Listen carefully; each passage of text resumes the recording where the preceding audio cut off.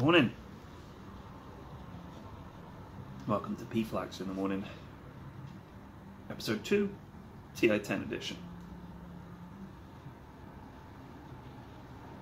Oh man, I'm so glad I brought my own tea, my own sugar, and I bought some milk. Had it delivered yesterday, thank God. It sounds silly, but as you get older, there are just a few things you need to get you through the day, and I find that if you get those, you can put up pretty much anything. But, not that yesterday was hard, but it just prepares you mentally for things. I criticize some older people for being stuck in their ways, and I think that's a fair criticism. But when it comes to having a cup of tea in the morning, I'm kind of stuck in my way. I need my cup of tea, or I just feel like I can't function. I want to talk about flat earthers. Some of you out there watching this might be flat earthers. I don't think so. I don't really attract flat earthers, I would hope. But we were talking about it last night. I was hanging out with the guys, and I think we're all just kind of baffled by it. And I've studied a lot. Like, I've read a lot of their websites. I've watched a lot of their videos because it's like a morbid fascination with something, you know, it doesn't make any sense to you that this can happen, that this is a thing that people still believe in. But we kind of came to a few conclusions. If you consider the vastness of the universe, and that we're literally a tiny speck of sand. We're not even in an important part of the Milky Way. We're off in a corner. We're like a forgotten, tiny little blip. The universe is so vast. Our galaxy alone is mind-bogglingly large. And then you see that Hubble deep field shot where it's just thousands and thousands of galaxies. It's too much for the human mind to really comprehend. Trying to understand the distances involved, the scale, the time involved. What does a million years mean to anybody? Let alone a billion, let alone several billion. So trying to comprehend these things, trying to understand these things is almost impossible. I mean, it's impossible for people, no matter how smart they are, to truly visualize the distances we're talking about.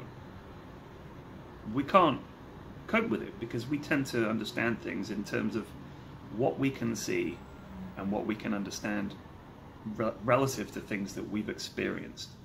I mean, that's why people use analogies so often. They'll explain something. Let me put it like this. Imagine you had an orange. You know what I mean? I mean, that's how we learn maths early on, is Timmy has 3 apples. If I give Timmy 2 more apples, how many apples does he have? And in your mind you go, 1, you have 3, 1, 2, 3, and then 4. 5 apples? 5 apples? Very good. We can't explain the concepts, the abstract concepts of mathematics without analogy and sort of visualization early on. And then you come to deal with those numbers. People can understand smaller numbers fine. Once you get into bigger numbers, you just have to learn the system. You know, you can't really imagine a billion.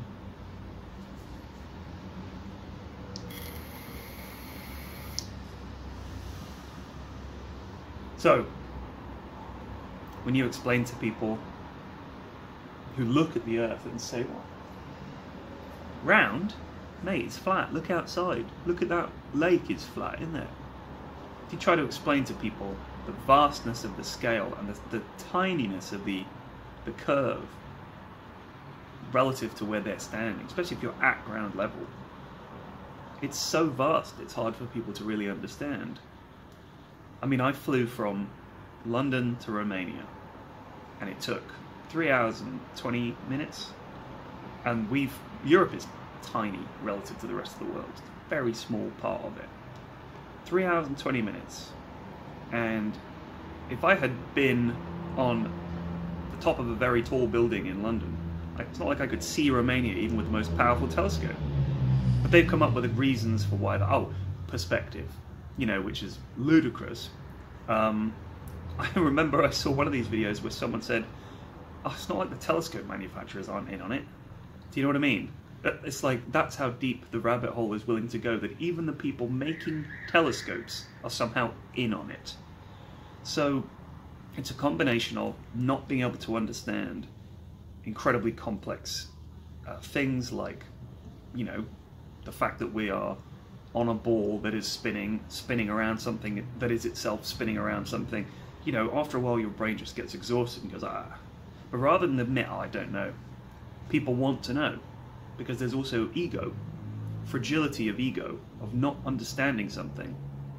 And you think, oh, that doesn't make sense. So they look for explanations that they can understand, and they look for explanations that they can then explain as if they're knowledgeable. Because, for example, I know one of the guys, he's quite a popular speaker, talking about aircraft, talking about the flight from London to Romania. He said if the Earth was a sphere, the pilot would have to keep nosing down, otherwise he'd fly off into space. That's his understanding. And it occurred to me that we haven't helped ourselves when it comes to airline travel in explaining to flat earthers what it is. Because you know the map that shows you how you're doing and how far along you are? Plane is massive. So I think in their mind they're like, wow, plane's pretty big. Yeah, I think we're going to shoot off into space unless the pilot continually noses down. Because in their mind, you know, if this is the Earth, they always use a very large object. They go, right, there's the Earth, right? And there's your plane. And you're like, well, no. I mean, my plane would be microscopic. But no, they're like, no, there's the Earth and there's your plane. If you're just going along, you're going to go into space. You're going to continually nose down to go around the Earth, haven't you? You know, experimentation's been done, mate. So I find it fascinating. But the other side to flat earthers is some of them are just deeply religious, and there's no arguing with them, just as there's no arguing with the committed conspiracy theorists nuts who think that this conspiracy involves millions of people, none of whom have ever spilled the beans, and all of whom are somehow committed for no appreciable reason to the idea of fooling people into thinking the Earth is round when it's actually flat. Fascinating, fascinating. That this is a growing movement and that there are still people out there believing it. And the questions that they ask, it doesn't make sense. See you tomorrow. I said see you tomorrow because my phone was about to stop. I had to cut there because I ran out of storage on my phone. It's full of bloody memes that people have sent me. The other thing we were talking about is aliens.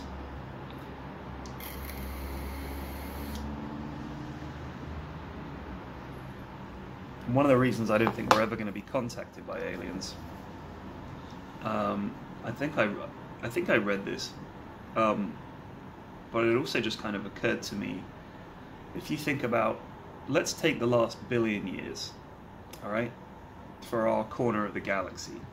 The last billion years, we've been able to receive communications from outer space for, let's say, the last 60.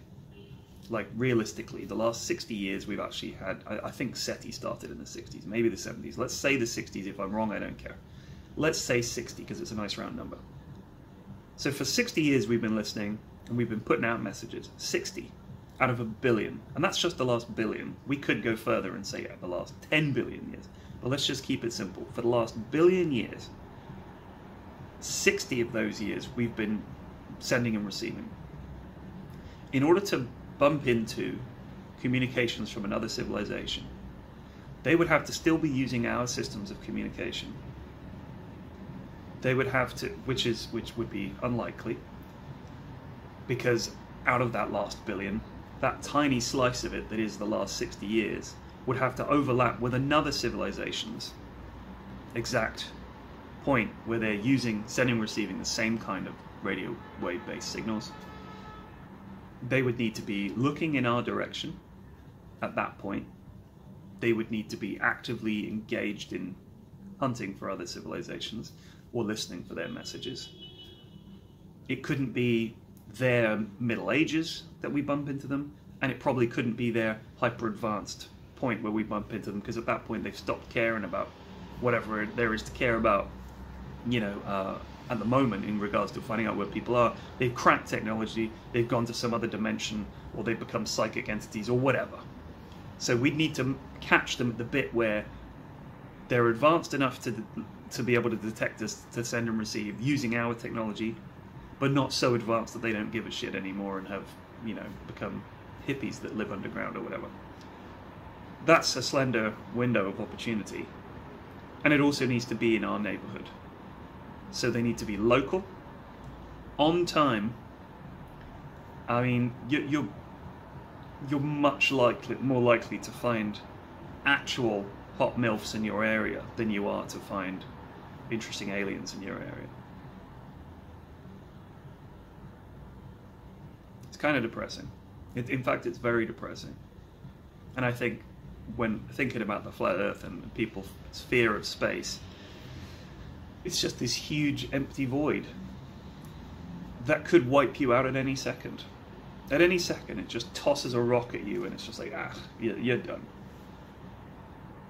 I was reading about the Great Barrier, that point where civilizations get to where they can't go any further. Why isn't the galaxy full of super advanced civilizations? Because there's some hurdle that we all come to, the great filter, I think they call it, where you either make it through that point and then you're good, or everybody just bunches up against this point and fails. So intelligent life always gets to a certain point where it either destroys itself, sucks up its entire atmosphere, you know, gives up, there's some extinction level event, something comes along that just goes, no, you can't go any further than that. Kind of weird, huh? I think we're very close to our filter point. Where, I mean, can you imagine how tragic it would be if in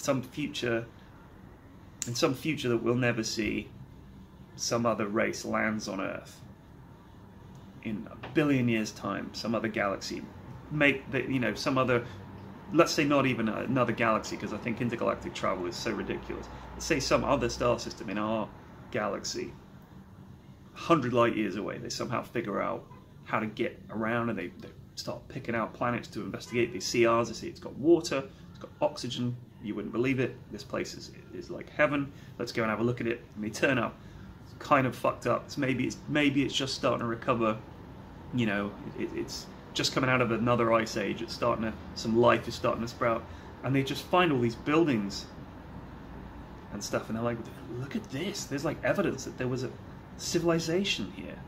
And they pick through all the bits and they're like, wow, they're kind of similar to our history. But look at this, it all just stopped for them at this point. What went wrong? And they're geologists and everything would go through the strata and look at this, there's this big layer here of ash, like there was a lot of fires globally at that point, and there's some of this huge fossil record, just loads of fossils, all at this same point. What could have happened? It must have been some mass extinction event. I think I read in Bill Bryson's book that if every single person in the United States dropped down dead right now where they are, you wouldn't have enough bones to create even one complete fossil. That's how little of us is left behind when we go. So I understand why people don't want to talk about it. Why people would rather just say, oh, the Earth is flat, the afterlife is real, and global warming is fake. Because I'm just talking about it to fill a fucking 15-minute vlog, and I'm already thinking, man, what's the point in getting up this morning?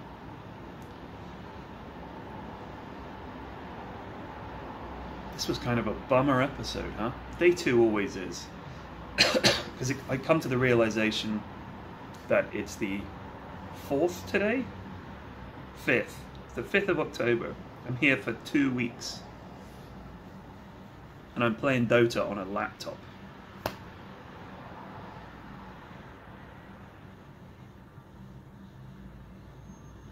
Oh, and my family and everything, you know. Played a game of Dota yesterday with some of my mates. Explain this to me. We are losing. I tweeted a picture of the graph. We're losing. I went mid-Viper against Tinker. I haven't played that matchup much. Let me tell you, it's not much fun. Tinker can stay way back, so you can't harass him as Viper. His spells can harass you. Like, you want people to have to right-click you or little needly kind of damage, but he was just like, laser rocket, and once he hits 6, he can just keep going back to base, you know, if he wants. It's like, you can't harass him out of lane, and if you try to go on him with your spit, he just goes, and he's off. And he misses nothing. He regens and makes TP straight back in. I found it a very tough matchup. If there's a way to beat Tinker mid as Viper, let me know in the comments, because I couldn't actually figure it out. So mid went poorly. The other lanes, they went poorly too. They had a Sven, they had a Night Stalker. We had like Witch Doctor and Jakiro, which I never like that mix of having two heroes that are essentially pretty hard 5s. Although I have played Jakiro mid.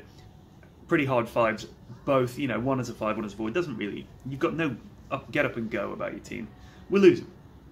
Took mid racks really easily. They were taking bot racks, and all of a sudden, they just kind of dive us right near our fountain, and we fight them, and a couple of us have to buy back, and we kill them. Like, we kill them all. So we go, well, we should push mid, because they're dead for like 70 seconds or whatever, let's go.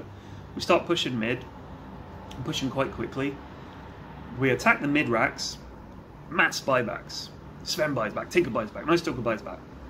And rather than group up and just sort of poke at us until we leave and then maybe chase us down, Sven just sort of runs at us, just runs in.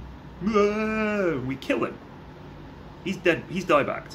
And then Tinker's like, no! And he throws his life away. It's like, what is happening? Why are they doing this? Because they're both dead now for like 130. And we were just sort of looking at each other. It's not one of those like, yeah, we got him. It's sort of like, what? Huh? What? And we're sort of hitting the tier 3. I'm like, huh?